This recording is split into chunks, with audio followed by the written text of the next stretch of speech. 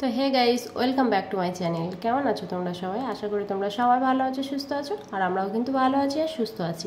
আর আমি ফাল্গুনি চলে এসেছি আবার একটা নতুন ভিডিও নিয়ে, নতুন কিছু টিপস নিয়ে, যেটা তোমাদের সংসারের কাজে অনেকটাই কাজে আসে। এই জন্য তো দেখো, আজকের ফার্স্ট টিপস নিয়ে আমি চলে এসেছি। আমি এদিকে নিয়ে নিয়েছি কিন্তু একটা রুমাল। তোমরা চাইলে বাচ্চাদের যেসব ছোটো ছোটো তোয়ালি থাকে না, সেগুলোও নিতে পারো। আমার রুমালটা একটু বড় হয়ে গেছে, তোমরা ছোট নিতে পারো, যার যেমন থাকে সেইভাবে নিলেই কিন্তু হবে। তো দেখো কি হয় বলো তো, আমরা কোথাও ঘুরতে গেলে আমরা যখন ব্রাশগুলো ব্যাগের ভিতরে রেখে দিই, হয়তো এখান থেকে ওখানে চলে যায়, কোথায় যায়, আবার জিনিসপত্রের ভিতরে হারিয়েও যায়, খুঁজেও পাওয়া যায় না। তো এরকম একটা রুমাল নিয়ে, রুমালের ভিতরে যেভাবে আমি এই যে দেখলে ব্রাশটা রেখে দিলাম, এইভাবে তোমার যে কটা ব্রাশ নেওয়ার দরকার হয়, এইভাবে যদি ব্রাশগুলো রাখা হয়, তাহলে কি হয় বলো তো, ব্রাশের মুখেও কোনো রকম কোনো নোংরা লাগে না। আর ব্যাগের এক পাশে নিয়ে নিলে আমাদের কিন্তু ব্রাশগুলো আর এদিকে ওদিকে চলেও যায় না। তো যার জন্য কি হয়, আমাদের ব্রাশগুলো ভালো থাকে, আর কোনো জায়গায় গেলেও তাড়াতাড়িও আমরা হাত দিলেই খুঁজে পেয়ে যাব। তো এই টিপসটা তোমাদের কেমন লাগলো অবশ্যই তোমরা কমেন্ট করে বলো। আর চলে এসেছি আমি কিন্তু আমার সেকেন্ড টিপসটা। তো আমাদের সেকেন্ড টিপসটা দেখো, আমরা যখন কোথাও ঘুরতে যাই, আমার কাছে সেভাবে কোনো বড় ব্যাগ বলতে লাগেজ আছে, ট্রলি ব্যাগ, যে সেগুলো, সেজন্য আমি ওটা আর দেখালাম না, আমি এই ব্যাগ দিয়েই কিন্তু দেখাচ্ছি। মানে যখন আমি কোথাও ঘুরতে গেলাম, কাপড়ের যে ব্যাগগুলো থাকে না, ওই ব্যাগগুলোতে আমি জামা কাপড় ভরে নিয়ে যাই। তো ভরে নিয়ে গেলে কি হয় বলো তো, যখন সেটা বাড়িতে এসে রেখে দেওয়া হয় না, ব্যাগের ভিতরে কিন্তু একটা মানে অন্যরকম একটা গন্ধ বেরোয়। আর তো তোমরা যদি এরকম একটা ব্যাগ নিয়ে ব্যাগের ভিতরে জামা কাপড়গুলো বের করে পরিষ্কার করে যখন তোমরা ব্যাগটা তুলে রাখবে, তুলে রাখার আগে যদি এই কাজটা করো, মানে চেনগুলো খুলে চেনের ভিতরে যে কোনো পাউডার, আমি তো বাবাইয়ের এই পাউডারটা ছিল বলে এটা নিয়ে নিয়েছি, তো পাউডারটা দিয়ে তোমরা যদি ব্যাগগুলো রেখে দাও, তাহলে কিন্তু ব্যাগে আর কোনো রকম কোনো বাজে গন্ধ হবে না। তো এই টিপসটা কেমন লাগলো অবশ্যই কিন্তু তোমরা কমেন্ট করো। তো আমি চলে এসেছি আমার থার্ড টিপস নিয়ে।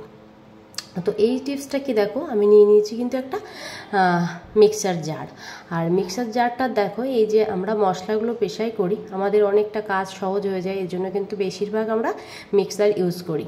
তো দেখো, এদিকে মিক্সারের ভিতরে আমরা যে মশলাগুলো পেশাই করি, বা কোনো রকম যে যা কিছু হোক না কেন, পেশাই করলে কি হয়, ওই মিক্সারের জারের ভিতরে কিন্তু ওগুলো ভিতরে ঢুকে যায়, আর ভিতরেরগুলো কিন্তু মানে সেভাবে কোনো পরিষ্কারই করা হয় না। আর পরিষ্কার যদি আমরা আমাদের যেটা বাড়িতে থাকে কসবাইট দিয়েও কিন্তু অতদূর হাত যায় না। তো ওই জন্য কী করলাম দেখো, এদিকে আমি নিয়ে নিয়েছি কুকার, আর কুকারে রান্না হয়ে গেছে। আর আজকে কিন্তু আমার রান্না হয়ে গেছে বাবাইয়ের জন্য, আমি কুকারে বাবাইয়ের খাবারটা বানিয়েছি, যে ওই জন্য আমার কুকারটা গরম আছে। যে তোমরা এরকম গরম কুকারের ওপরে যদি কিছুক্ষণ 10-15 মিনিট যদি মিক্সার জারটা রেখে দাও, তো তোমরা দেখতে পাচ্ছ ভিতরে একটা বাষ্প হয়েছে। আর এই যে বাষ্পর যে জল কণাগুলো হয়েছে না, এটাতে কিন্তু ভিতরে জমে থাকার যে ময়লাগুলো, সেগুলো কিন্তু ইজিলি বাইরে বেরিয়ে আসবে। তো চলো, এইবার তোমাকে এই টিপসটা কিন্তু তোমরা ভালো করে দেখো, না দেখলে কিন্তু বুঝতে পারবে না। তো এইবার ওই ভিতরে যে বাষ্প যেটা হয়েছে, আর তার ভিতরে দিয়ে দিলাম কিন্তু একটুখানি লবণ দিয়ে, আর তাতে দিয়ে দেব সামান্য একটু ঘরে আমরা যে পেস্টটা ইউজ করি, সেই পেস্টটা দিয়ে দেবো একটুখানি। তো দেখো, এদিকে আমি আমার পেস্টটাও দিয়ে দিলাম। আর এটা কিন্তু তোমরা সম্পূর্ণ ভিডিওটা দেখতে থাকো, কারণ এটা তোমাদের অনেকটাই কাজে আসবে। আর সবার কিন্তু এই প্রবলেমটা ভীষণ করে হয়, মানে একদমই ভিতরে তো আমরা কসবাইট দিয়ে মানে মাজতেই পারি না, যে ওই জন্য ভালো করে পরিষ্কার হয় না। আর তার ফলে কি হয়, এগুলো রেখে দিলে পরে কিন্তু একটা বাজে গন্ধ বেরোয়, কারণ নানা রকম মশলা পেশাই করা হয়, সেগুলো ভিতরে থেকে যায় একটু একটু করে। যে এই জন্য আমরা এই টিপসটা। তো এদিকে দেখো, আমি একটা ব্রাশ নিয়ে নিয়েছি, নিয়ে ওই দুটোকে ভালো করে মিক্স করে নিয়ে আমি যদি এইভাবে পরিষ্কার করতে থাকি, মানে যে জায়গাগুলোতে আমাদের হাত যায় না, কসবাইট দিয়ে আমরা পরিষ্কার করতে পারি না, সেই জায়গাগুলোকে এভাবে ধীরে ধীরে যদি একটু পরিষ্কার করা যায়। আর দেখো, আমার লবণ আর কলগেটটাও কিন্তু ভালোভাবে মিশ্রণ হয়ে গেছে।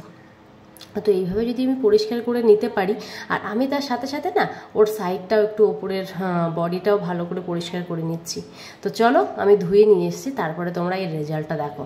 তো দেখো, ধোয়ার পরে কতটা পরিষ্কার হয়েছে দেখেছো তো। আর ভিতরের থেকেও দেখো, যে লাল লাল দাগগুলো ছিল সেগুলোও কিন্তু সব উঠে গেছে। তো এটা ছিল আজকের আমার লাস্ট টিপস। তো এই টিপসটা আশা করছি তোমাদের ভীষণ ভালো লাগবে। তো যদি তোমাদের ভালো লাগে, তাহলে তোমরা কিন্তু একটু কমেন্ট করতে ভুলো না। আমি চারিপাশটাই ভালো করে ওইটা ব্রাশটা দিয়ে একটু মানে মেজে দেন ধুয়ে নিয়েছি, পুরোটা পরিষ্কার হয়ে গেছে। তো চলো, আজকের মতো ভিডিওটা এখানেই শেষ করি। একটা লাইক করো, কমেন্ট করো, টাটা।